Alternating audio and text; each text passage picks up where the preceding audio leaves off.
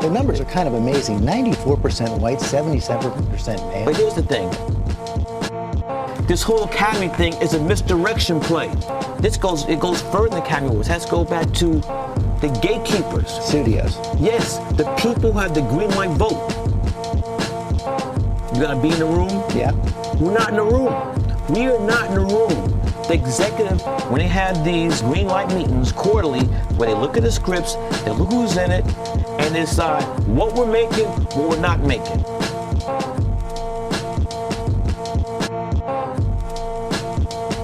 Black people will not ride the caboose of society, and we will not bring up the rear anymore.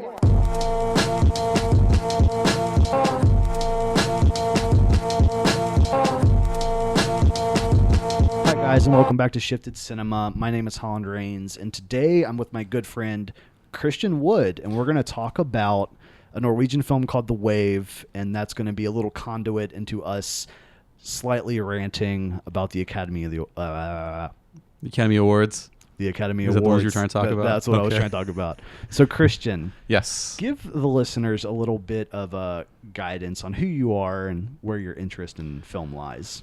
Well, I'm a rap god from beyond the moon. I'm just kidding. No, so I'm Christian, and we met in poetry class of all places. And so it's kind of funny that we met in a poetry class, and now we're doing a podcast about film.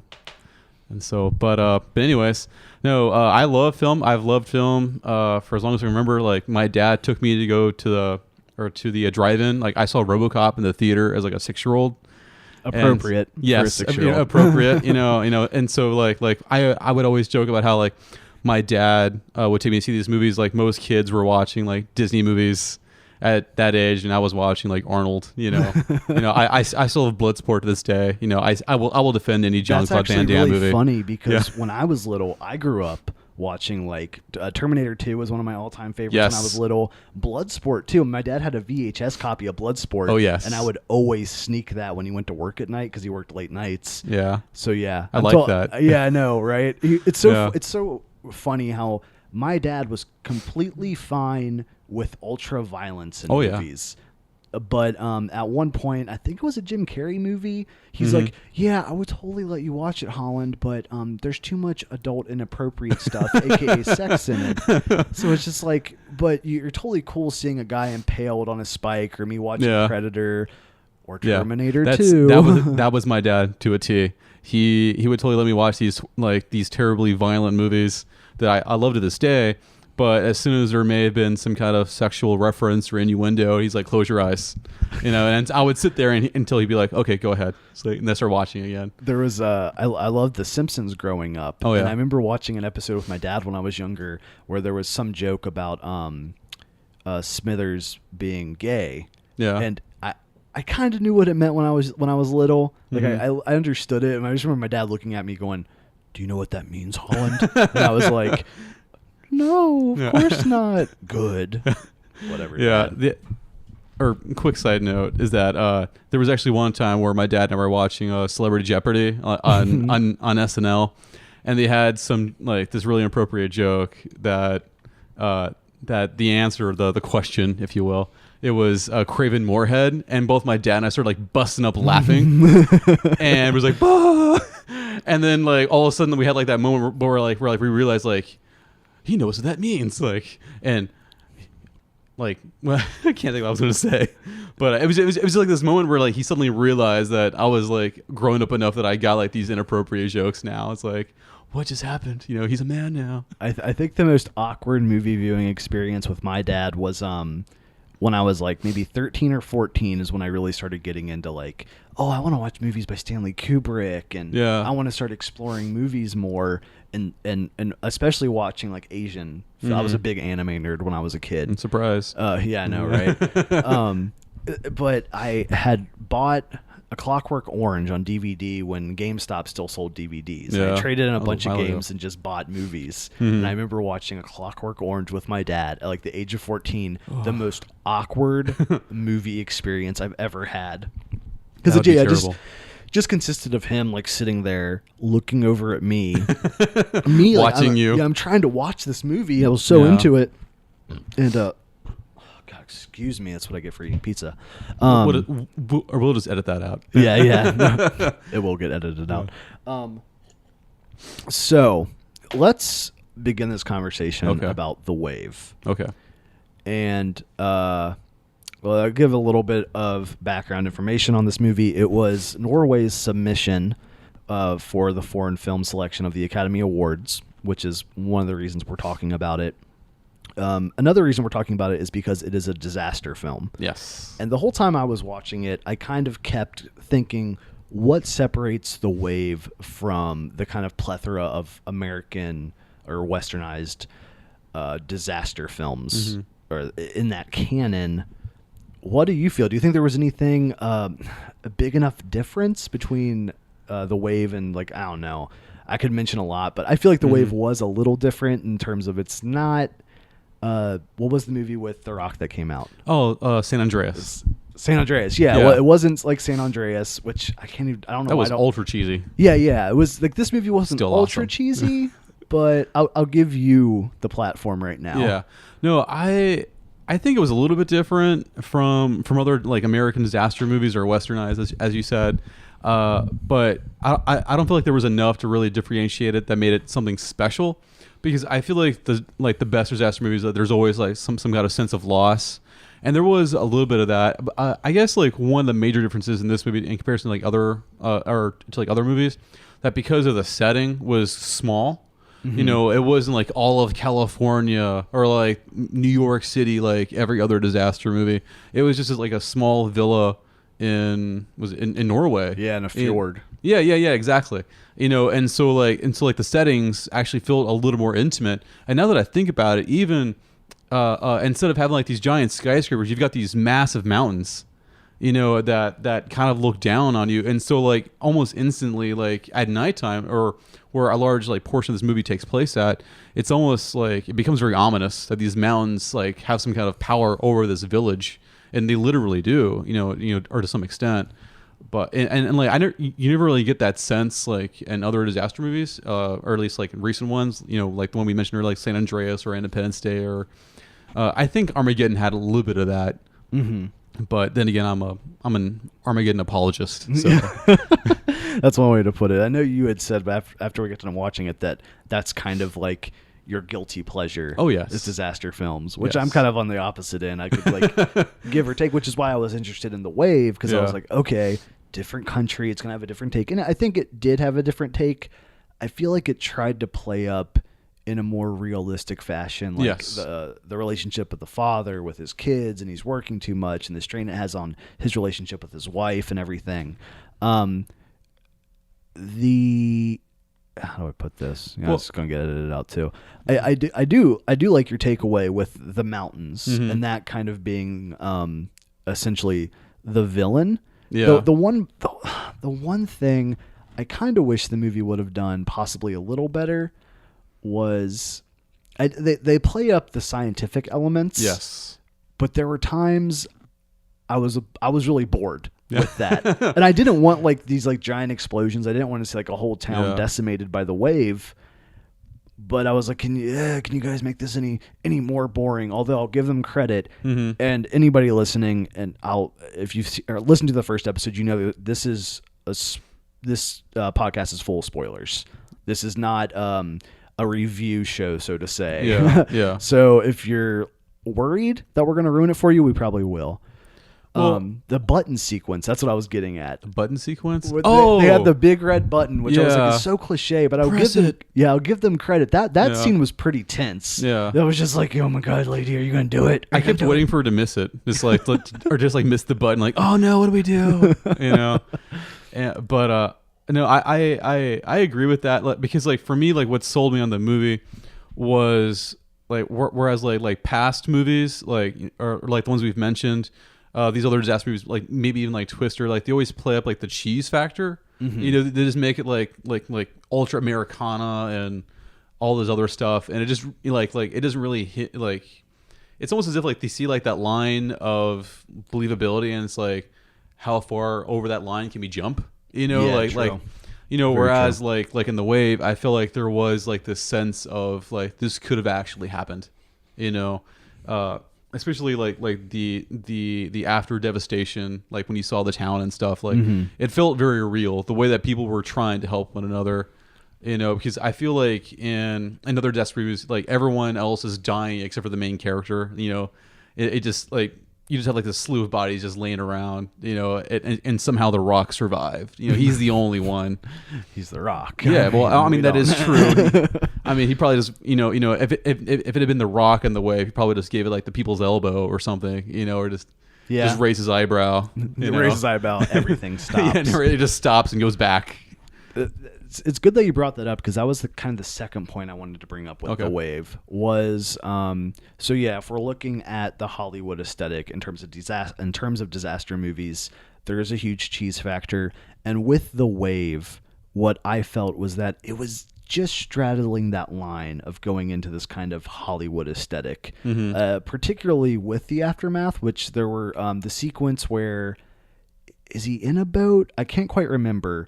But he's trying to get back to the hotel, and you see all the devastation, and like it's shot beautifully. The lighting is gorgeous. Yes. Like the design of everything's gorgeous. But I really wish, and maybe this is just me and how minimalistic I am with like the movies I like. Yeah, I kind of wish they would have like focused on just close-ups of him and slowly weaned us into the kind of like, oh shit, this is the overall devastation. Oh, you mean like more of like they like show his face, like his reaction to it, and then like slowly like panned out. I mean, it could even been like really slow, like just following him for a long time, and then eventually the camera's kind of panning out, and you see what happens. Mostly because of the staging of the lighting is where I was like, oh, this looks really Hollywood. Like, oh, there would be like when he finally gets to the hotel, and we kept making jokes like, why the fuck is there fire everywhere? And there's just, I mean, and I get electrical fires and whatnot, but like at one point he, as he's in the water, like right behind him are car lights silhouetting him. Yeah. And I guess because part of me wanted this more like ultra realistic take. Yeah. I mean, this is expectations versus the reality of the movie. It just came off a little too Hollywood, especially towards the end. But you've got to have like that epic, like iconic shot of him like standing amongst the rubble of that town, you know, like, you know, because I know we talked before about how like the actors came out of the hotel and you see like this giant wave coming down on them, you know. And it's like for me, like I'm like, oh, this is why I watch these movies. Is like this, like these moments of them trying to survive and things like that. And so like that shot of him like on top of the bus and kind of like surveys like the devastation of the town. Like I love that stuff. Yeah, which is funny because I realize what I'm doing, and I do this with like because I'm not a big disaster movie guy, so I'm just projecting my own filmmaking notions on what I would have wanted to see, and need to kind of realize like, oh well, Tough Titties Holland, that's not going to happen. Yeah. That one scene when they're waiting for the impact of the wave. Yeah. There's that shot facing out the back of the car. That was pretty fucking scary. Yeah. I just kind of sat there like, whoa. Finally. That was a scene with Christian and the woman in the car, right? Yeah, and they're just like and they're like holding hands. You're just like, I'm right there with you, brother. Like I'm right here. That was what I mean.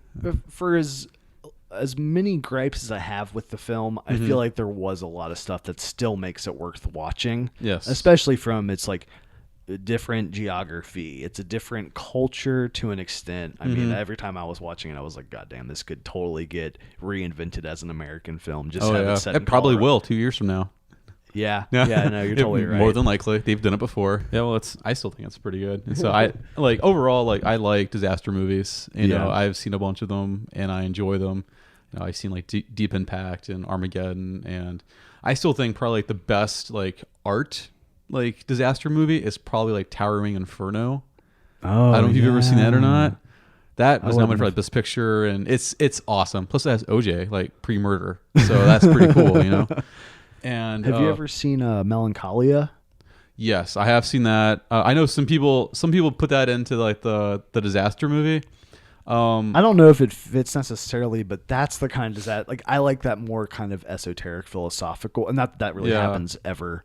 But that's what I really liked about Melancholia was like, oh shit, this is like an Armageddon movie, while at the same time embracing all that stuff that makes Lars von Trier sort of. Yeah, well, because it's just like it's kind of it's like Armageddon, just with a lot less like Bruce Willis, you know. A lot less Bruce Willis. A lot less Bruce Willis. A lot more art house. Yeah, and like the disaster ended up happening at the end of the movie. But some people even say that it's not a disaster movie because it's supposed to be like this philosophical idea of what it's like to have, you know, a mental disorder of some sort, you know. Yeah. You know, the way that she, like, right after she gets married, she basically starts to destroy her life, or, you know, things like that.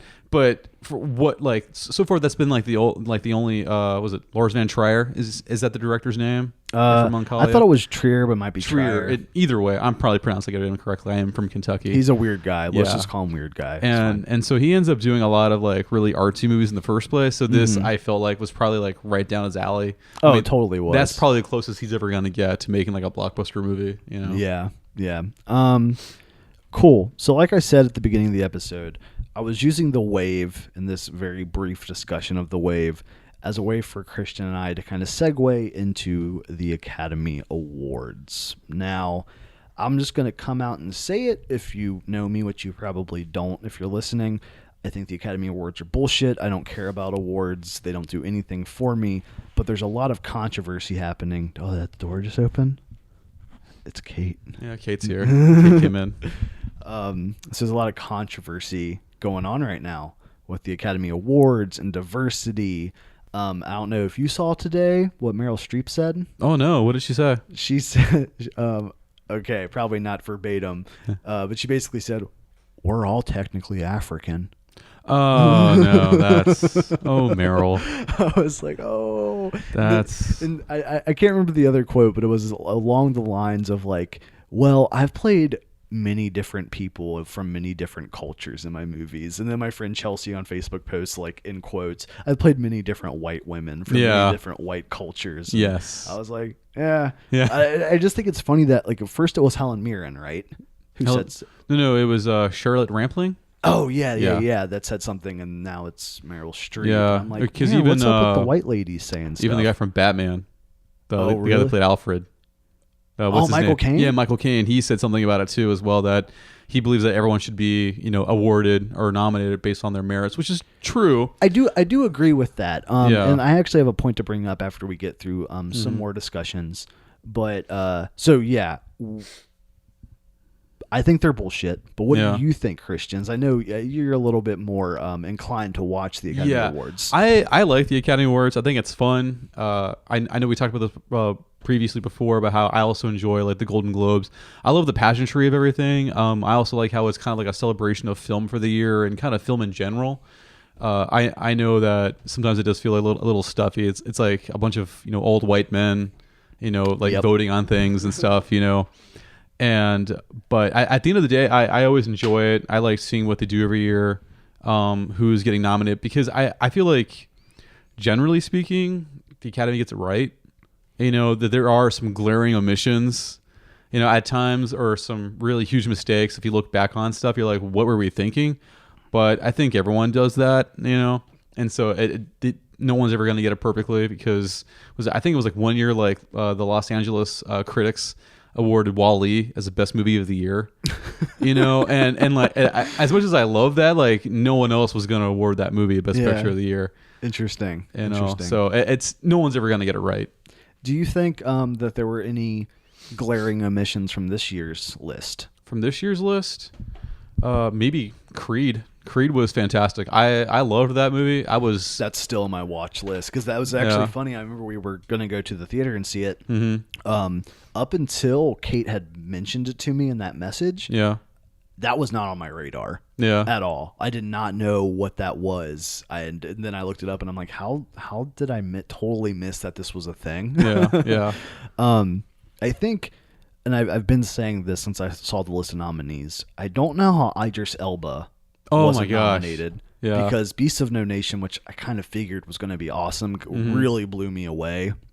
I also don't know how Beasts of No Nation wasn't nominated for multiple categories, specifically Best Director with Cary Fukunaga. Yeah. I think he's just fantastic as a storyteller. He totally proved his merit with True Detective. The first season of True Detective. I think the soundtrack for Beasts of No Nation is also really good and speaks to the language of the whole film. And I can't remember her name, but did you see Tangerine? No, but I've been wanting to though. I heard really good things about it. We'll do an episode on it because I wanted to do. Listeners, it's on Netflix. Yes, it is on Netflix. I loved it. One of the main actresses, I believe her name's Taylor Ortia. Fantastic in that movie. Yeah, and it's about a transgendered woman, right? Yeah. Okay. Yeah. I don't know if they're both prostitutes. I think they're both prostitutes in the movie. Plus, the whole thing was like it was all filmed on iPhones. And that'll be the discussion when we do that episode. Is cinematography and iPhones, is anything lost? I have a lot of opinion. Great film. I have a lot of harsh opinions on it. I'm really surprised that it's the Academy Awards. I could definitely see them totally looking over that movie. But the performance was great. And I actually remember right after my girlfriend and I watched it, we were both like, wow, all the acting in that movie was really well done. And it kind of shows what you can do on a micro budget with just really good actors and really compelling writing. Like Blair Witch Project. Precisely. I actually watched that last summer. So now I know what you did last summer. You do know what I did last summer. Yes, 2 for 2 on the horror references here. What do we got? Okay, so we've been talking about racial tensions, which sucks. One thing I keep seeing from more contrarian, not reporters, but more contrarian media writers is, well, if you look at the amount of people that won, statistically speaking, it matches up with the amount of black people in the nation. Yeah. And I can't think of a really pretentious intellectual comeback to it because I'm like, I'm always about facts and stats. Yeah. But at the same time, I just kind of I read that shit and I'm like, does that really matter? Yeah. Because weren't people a lot of people freaking out when there was that web petition to get a black Spider-Man? Oh yeah. And then people freaking out that there was a black Star Wars character. Yeah. And people freak out when someone's not white, so that happens. The world we live in. Yeah. Well, people freaked out when Thor became a woman. Oh, God, I totally forgot about they freaked out when Captain America, became a black man was Captain America now. I actually had a really close friend who isn't a James Bond fan, but he had very strong opinions about Idris Elba becoming James Bond, but had no clue that it doesn't matter what race James Bond is because Idris Elba would be amazing as James Bond. Oh my God! I already like Luther. No, I do like Luther. Who was Daniel Craig. James Bond. I love Daniel. I love besides Quantum of Solace, obviously, but that would totally get me back into it to where I'm like, I can with the right writer and the right director. Yeah, he would nail the part. He's got the stature for it, or stature. Yeah, there we go. Yeah, and he has the stature and the attitude. I think what they should. Did you see Beasts of No Nation? No, not yet. Okay, it's on my to-do list. So the character he plays in that movie is basically a warlord. And he's an asshole. And most warlords are. I try not to judge. Okay? That makes sense. I want to be inclusive. I'll get to the warlords a safe space. Just because that warlord is a jerk doesn't mean that all warlords are. All warlords matter. He's obviously an asshole in that movie. I think what they should do with the next James Bond movie with him, they should just have him play the same character. Oh, but I don't know if that's going to work out. But he's just James Bond. Yeah. Let me live in my fantasy world, Christian. Okay. Cool. So getting into predictions for this year's Academy Awards. I have some opinions on it. Obviously, as I said before, I don't really care. But who would you like to see win Best Director? Best Director? Because I'm kind of torn because for me, the more I think about it, the more I think that the director of Room should win. Oh yeah, because of how hard it would be to make a movie like that. Especially where basically your main character is a child and everything is from their perspective. And for half the movie to be taking place in one small space, is amazing. But I'm also of the opinion that George Miller should win because Mad Max was awesome. Yeah, it's kind of funny too because I'm totally down with I think whoever had the best performance or did the best job should win, and I think George Miller personally did do the best job. Yeah, but Oh man, if he won, I would. I don't really care who wins. Yeah. I think I would actually. I might feign happiness. Yeah, he might feign happiness. But the real question is, if he ends up winning, is he going to pull out some spray paint and like spray his face? Spray his mouth. Yeah. As he sprays his mouth and just yells, for Valhalla, and like then just like, runs up there, ramps a car into the crowd, and murders. That's what I was hoping, anyways. That's what I'm hoping for, that he wins just so we can simply see that. Yeah. I really hope Mad Max wins Best Editing. Oh, yeah. The more I rewatched that movie, I was like, I cannot imagine being in the editing bay for that movie. Mm-hmm. That would be the most intense job ever. There's so many cuts. And, good editing doesn't mean more cuts, but in terms of Mad Max, it was all about the cuts, the timing, and the rhythm is just immaculate. Really, I think Home Alone 2 Lost in New York is going to win Best Picture. Home Alone 2? For like the 40th. Did they re-release that? Yeah. Yeah, that makes sense. Good old Chris Columbus. Good old Chris Columbus. I think it'll win Best Foreign Picture too, even though it's not geographically foreign. It's foreign to our notions on how we interpret film. Yeah. So very esoteric. Yeah. If we're lucky, then our Macaulay Culkin will also win Best Actor. again and again for the rest of the time. And Joe Pesci will win again for Best Supporting Actor. Best Supporting Actress, Pigeon Lady. Yeah. I heard for that role she actually went and lived with the pigeons for 6 months. So she's a method actor? Yeah. That makes sense. Man, that's rough. I know, living right? with pigeons for 4 months beforehand, just so she can get to know these pigeons. She probably named them. I think that's what I read. Yes, that's what I read too. Yeah. It's not something we just completely made up. So who do you think is going to win Best Picture, or who do you think will win Best Picture, and who do you want to win Best Picture? Okay, the nominees are Mad Max. Was it The Room? Room, not The Room. Okay, yeah, Room. My bad. That's a video game. Yeah, also the movie with what's his face, the crazy cult film. Yeah. You're talking about that too. I thought that was 4 Rooms. Is it just The Room? It was 4 Rooms, the one that has Tarantino and Robert Rodriguez. I think that's that really terrible one, isn't it? I've never seen that. I know what you're talking about. Okay. No, The Room with what's his face? Hey, Mark. I don't That's know. what's good. You don't know what I'm talking about?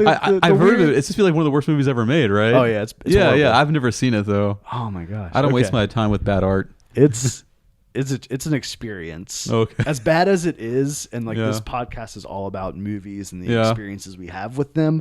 That is an actual experience. I mean, the whole time I watched it, it's like I had the same thought I have with many bad films is, how did nobody on set question the director? And just go up and go, hey, maybe we shouldn't do this. I've actually had those exact same thoughts about a lot of movies that are that have been made in the past. It's like at what point did someone think, you know what, this is a good idea, let's do this. here's millions of dollars to make this movie. Yeah, let's see how much money we can make with this. At least with The Room, I think he might have self-funded most of it. I hope so. So if he did, you can't really take the artistic power out of his hands. There's no studio to come in and be like, sorry, man, not happening. His after the director for Gravity won, after he won the Oscar, I went to Facebook and I put stuff on there about how the first Mexican won for Best Director, and I was excited about that because I'm also half Mexican. Yeah. And I wanted to share this because I have a lot of my Mexican relatives on Facebook, and I wanted to show them hey, someone from your country won this really big award. And this lady got on there, she says, why is it always about race? and I had to tell her, and I explained my thought process, and then I made it and then I made another comment, and I said, oh, and by the way, Mexican isn't a race, Yeah. And it's just here's this lady that's saying these things why is it always about race? Well, it's not about race. It's really cool that someone of a nationality has never won this award before. Finally did.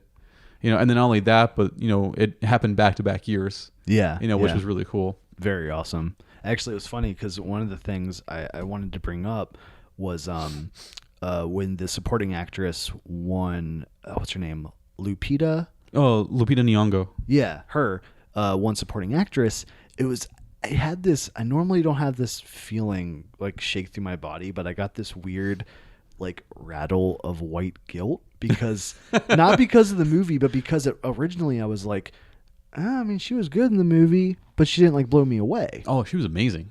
Yeah, then that's the thing is like I've heard a lot of polarized opinions on it. Is like I love 12 Years a Slave. I love everything Steve McQueen does. Yeah, but maybe I gotta watch it for like a fifth time.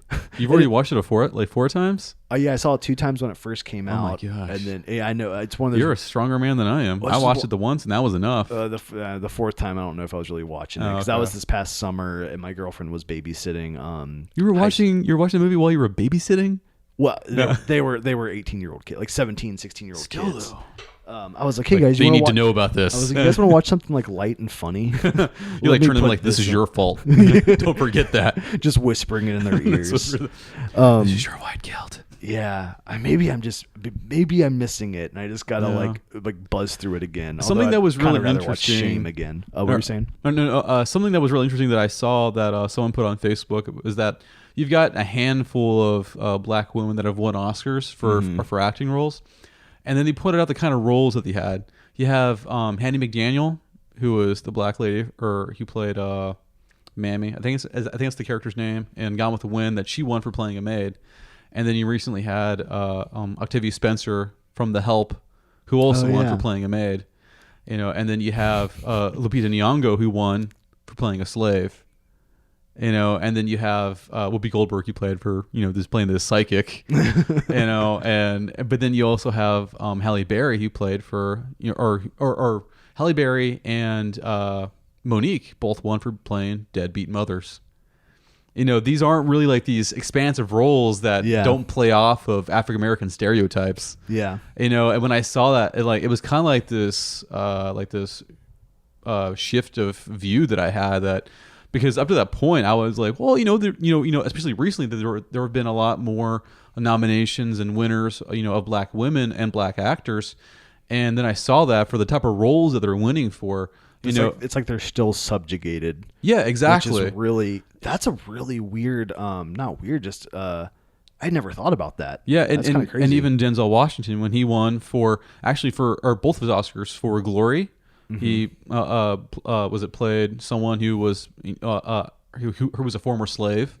And then he was in Training Day, which was where he played awesome. A very ethical cop. Yeah, exactly. I'm familiar with that movie. Exactly. Yeah. And as much as I love that movie, but he kind of played this what white people are afraid of, black people being. Very true. Yeah. I still love that movie, and I feel like he nailed that part. Oh, definitely. And like I'm still glad that he won for that role. And at the same time, it's one of those things like here are these black actors that are trying to find and fight for recognition, and they keep being recognized for these roles that aren't exactly the most positive. Yeah. I don't know if you have, and this is going off topic a little bit, but that's fine. Mm-hmm. Have you been keeping up with the new season of American Crime? Not the new one. I did watch all of last season though. The new season. I mean, the first season had a lot of interesting racial tensions with the characters. The new season takes it in a completely different direction, where the dichotomy of the white versus black type of thing, what white people versus black, not just color spectrum, is shifted. So the black family is really the one that has done good for themselves. They've risen above, and they're still kind of like fearful of how they'll be viewed because they're black. And then the white families are both like middle class, barely hanging on, barely able to keep their kids in like a nice private school. One of the few shows I could do a whole episode on that. The new season's just so great. I don't know how that show is on basic cable, really. One, not because of its content, but because I feel like it's so artistic and so well written. I'm like, how is this? People are watching this and liking it. I'm really surprised because most of this shit on basic cable I can't watch. I just get bored with, or I just basic cable or basic television. Basic television, my bad. See, that's how long I haven't had television. I'm mixing them up already. Okay, we got the list here. All right, we got the Big Short, The Martian, The Revenant, Bridge of Spies, Brooklyn, Mad Max, and Spotlight. So the question that I had, I need to finish The Martian. I'm about halfway through it. It's good. I finally. I think it's a good popcorn flick. It's a good, solid I don't movie. really know why it's nominated for Best Picture personally. Well, if you kind of look at the year overall, it's not been a very strong year because True. I don't feel like that there's very many True. movies that like 10 years from now you're like that movie was amazing. I think I'll be thinking about that with Mad Max. Well, yeah. I think for me personally, I think the only two movies that I really felt like I'll be thinking like left me like talking about it and stuff is that I think Mad Max and Room were the two that really like left me with like this indelible impression with the art that he created. Yeah. You know, because I feel like Spotlight and was it and The Big Short both tackle like these very important topics that are very relevant to our times and stuff. But then you have movies like The Martian, Brooklyn, and Bridge of Spies and even The Revenant. Like I like The Revenant, but I don't really seeing it. I don't really as, like, know this why. landmark movie. Yeah, and there's a lot of stuff I appreciate about The Revenant from a filmmaking standpoint, because as a filmmaker, I can't help but like deconstruct those elements. I don't know why that's on the list. I think Spotlight is extremely overrated. Oh, really? I hate using the term overrated. I think Spotlight is a good movie. Yes. And I enjoyed watching it because I love investigative journalism. I love true crime. I've seen a trillion documentaries on Catholic child abuse. Yeah. There was a lot of stuff that just kind of left me shrugging my shoulders. I like Mark Ruffalo. Once again, maybe I'm missing the point. I didn't like his character. I found his character a little obnoxious. Yes. Yeah, I do agree with that. Okay, I'm glad somebody agrees with me. I do agree with that. I think maybe I hype myself up too much because I had 3 people go, Holland, dude, you got to watch Spotlight. You'll love it. And I liked it. I think it was a perfectly fine movie. It filled up my Sunday afternoon. It gave me some stuff to talk about, which is great. Room, you know what? I'm just going to go home and watch. I'm going to watch it tomorrow night because I haven't seen it, and you've told me it's awesome. My roommate told me it's fantastic. No, my wife loves it too. Yeah, like basically everybody's going like, dude, you got to watch this. And I remember when the book came out because my girlfriend at the time had read it, and I thought that, because we're both into the same kind of like morbid stuff like that. That's a really good way to put that. Yeah, lightly. I think that'll really tickle my fancy. I would love to see Mad Max win, mostly because even though I don't really care if something is genre related. Oh yeah, it would be really cool to see a genre film like Mad Max that I feel like in some ways is revolutionary for the action genre. Yeah, to action, win. sci-fi. Yeah, action, sci-fi, post-apocalyptic, whatever. Yeah, to win an award of that like prestige.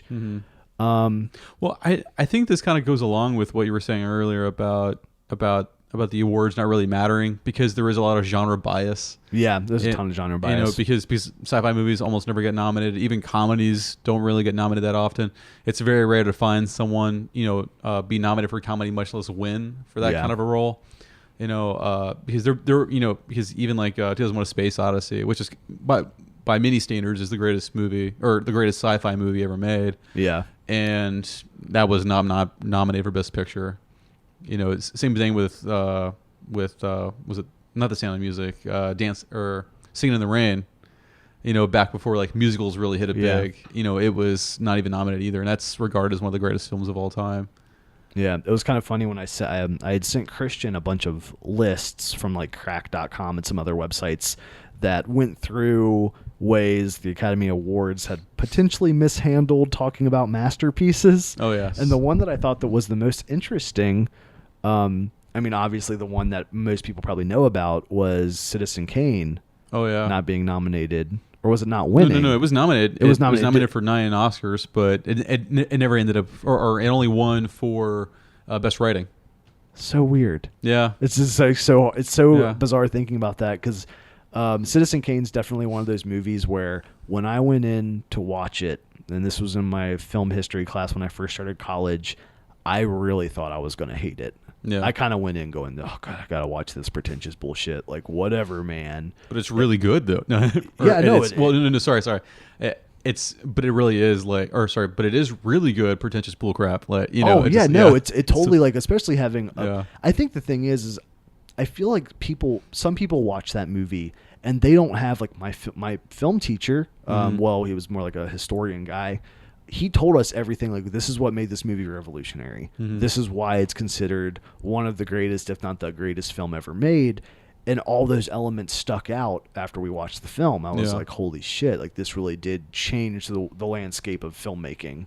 I got really bummed out last year. I went to a small award show for public broadcasting, and one of my colleagues was there who teaches, and he said that he would never watch Citizen Kane because he had no reason to, and all this. And it's just, I guess as a filmmaker, hearing another filmmaker go, "Oh, I'm not going to watch that because I can just teach all my film students about Empire Strikes Back and Jurassic Park, and that's all they need to know." And I was like, man, I'd be like, at a college like NKU, I'm not trying to call anybody out. Obviously, I'm not mentioning names. NKU isn't really a filmmaking school. It's a video production school. Yeah. So I feel like if I ever ended up getting a job at a school like NKU that was more video production, I'd be like the worst film teacher because I'd be like, hey, guys, let's watch these weird like Russian films right now and talk about visual metaphors. Let's put in Solaris. Actually, it's really funny. In a later episode, I'm getting one of my professors, Lex, on the show to talk about Solaris and Stalker as part of the esoteric sci-fi themed episodes I want to do. He played Stalker one of the first weeks when he was teaching advanced media studies, where they watch a movie and they kind of dissect like the metaphors or the subtextual elements and whatnot. And he said he like the second weekend he played Stalker, and he like gave a preface like, please, this is not a movie it's not supposed to be entertaining. Yeah. It's supposed to make you think, it's supposed to be philosophical, and most importantly, it's supposed to be an experience. And I just rewatched that movie for the first time in like 6 or 7 years. And I was just like, I watched the whole thing in one sitting, like completely enraptured. Yeah. Like everything about that movie to me is perfect. And so a week after he played it, I was talking to some of the kids from that class that I sort of know on campus, and they were just like, yeah, I mean, it was whatever. I hate when that happens. And I was like, but you guys didn't like that's the exact reason why I don't share music. And it was kind of a bummer because I was like, well, I love NKU. I love all of my professors there. But sometimes I feel like, are they taking a step in the wrong direction? Like, I don't know if there's a right way or a wrong way to teach cinema. Yeah. Get kids passionate to think outside the box. I think I don't know. I think there is definitely a wrong way to teach cinema. Yeah, but and I think sometimes I don't think NKU does it wrong. I think they just try to teach to the majority because it's more video production. So they want you to increase your video production skills, not your filmic knowledge and how you're going to portray your images on the screen to actually mean something. Yeah, because I feel like I knew a couple of people that were cinema studies minors, and they had terrible taste in film. That's and so weird because the dude the teacher that teaches cinema studies, John Alberti, he's awesome. Yeah, I've met him. Like I really regret not doing cinema studies as a minor. Yeah. But every time I've talked to him, he was like the most humble, nicest guy, and I could tell he got excited when I would start talking about select issues within movies because he was like, "Oh, well, like you're not a cinema studies minor," and I'd be like, "Oh no, sorry, creative writing minor." Yeah. Well, no, really interesting. Well, like these people, they would totally be into, or there were these cinema studies minors, and when you start going through like their movie collection, it's filled with like nothing but like rom-coms and like action movies. Just like, and it's not even like the good ones either. It's always like the trashy ones that you'd find like the dollar bin. You're like, why do you own this? Like you know what good art is. Why would you do this to yourself? Yeah, you know, it's like in some ways it's almost like it's like a form of like self-harm. You know, like let me take you, child. Yeah, exactly. You. It's kind of funny how we're talking about like pretentious Academy Awards, and then thus within this conversation, we ourselves are becoming pretentious, judging everybody else. No, I will fully admit I am a pretentious movie snob. Actually, there was me and two of my other friends. We used to get together every once in a while to have pretentious movie night, and we would just watch movies that no one's ever heard of and no one will ever hear of. That's basically me by myself watching movies all the time. Yeah, that's what I do now with my wife. You know, and just like I have a hard time taking people seriously. That is like, oh, I love movies. They're like, what's your movie? Like Jaws 3. Like, I'm out. Like, I'm not talking anymore. I'm sorry. Like I love Jaws, and I even like Jaws 3. You know, it's just like these are terrible. You know, but so wrapping this up, if we're looking at the one last thing I wanted to talk about was the foreign film selection this year. Yeah, so I haven't seen any of them. Yeah, but have you seen the trailer for Embrace of the Serpent? I've heard about it. That's that weird one, right? It's black and white. I think it's set in like South America, maybe Yeah. in like the jungles. It's like a dude going on like a spiritual journey, I think, to find his friend, and then he ends up mingling, hanging out with the natives. It's the one of the few on the list where I was not one of the few. I'll end up watching all of them at some point. Yeah. But that was the one where I was like, why can't this just come out now? Why can't it come to Cincinnati? Please, please, please. Apparently, Son of Saul is supposed to be the one that's supposed to be like the runaway winner Yeah, that's what I keep reading. from Hungary. I think it's from Hungary. Yeah. Probably. Something like that. And so, but I'm trying to watch The War or A War, I think that's what it's called. I think it's Danish. That one's supposed to be coming out pretty or here pretty soon stateside. I'm wanting to see that. It's got some of the actors from a Danish show I like to watch called Borgen, which just means like the government, I think is what it's called. But no, it looks really good if you watch the trailer for The War or A War, I think that's what it's called. But yeah, so no, I'll check that out. Yeah, I gotta check out. Or what was the one that you talked about? I think it's called Embrace of the Serpent or Embrace the Serpent. Yeah, I don't know. It looks like something that's right up my alley. The more kind of metaphorical weird journey. It sounds like a movie about drugs. You know, like Embrace the Serpent. I'm really surprised it's not actually. Actually, if we're let's make this maybe like the last point before I get to the final points. Okay, oh, this is the last one, I swear. Gaspar Noé's new film, Love. Oh, jeez. Have you watched it? It's on Netflix. No, apparently. why would I watch that? It's like 3D porn. That's what. Well, I'm so confused because like I loved Enter the Void as the I like weird stuff like that. Yeah, I like. I've heard it's good. I like how he messes with senses of vertigo, and he's one of the few filmmakers that actually gives you a sense of like floatiness. It's supposed to have like 3D ejaculations, so that doesn't really like appeal to me. Well, that's what I'm so confused about. Is I was like, I really liked all of it. I'm a little conflicted on Irreversible, but I understand. Oh, that's that same director? Yeah. Oh my gosh, I didn't know that. Yeah, Irreversible, Enter the Void. I know he's maybe done one or two more, but I understand his mindset and his mentality, and I appreciate it. That's why, like, when I kept reading all these bad, like, really mediocre reviews for Love. Yeah. I heard it's not very good. Yeah, oh my God, no. The reviews are, and I try to, like, I'm going to watch it anyways because I don't want reviews to, like, deter me from watching something. Yeah. Because my biggest thing when I watch films is, like, even if it's bad, I usually gain some information from it. Even if it's, like, dissecting a theme, realizing what not to do as a filmmaker myself. But it's just, it's a bummer. Yeah. I don't know. Maybe one director. Oh, there'll be a director someday that does 3D ejaculation right, and we can only hope. I mean, the future will be here soon, guys. If it was George Miller, he probably would have done it right. You know. Yeah, he probably would have. Actually, you're right. So to wrap this up, is there anything coming out this year you're excited for? Was it? It's kind of as pretentious as we've been so far. Yeah. Like the movie I'm looking forward to the most is probably Captain America or America, or Captain America: Civil War. It's probably the one I'm looking forward to the most because as much as I am like a movie snob, I'm a bigger comic book fan. Oh yeah, no, we're in his house right now, and he has just stacks, not even stacks, neatly lined bookshelves full of graphic novels.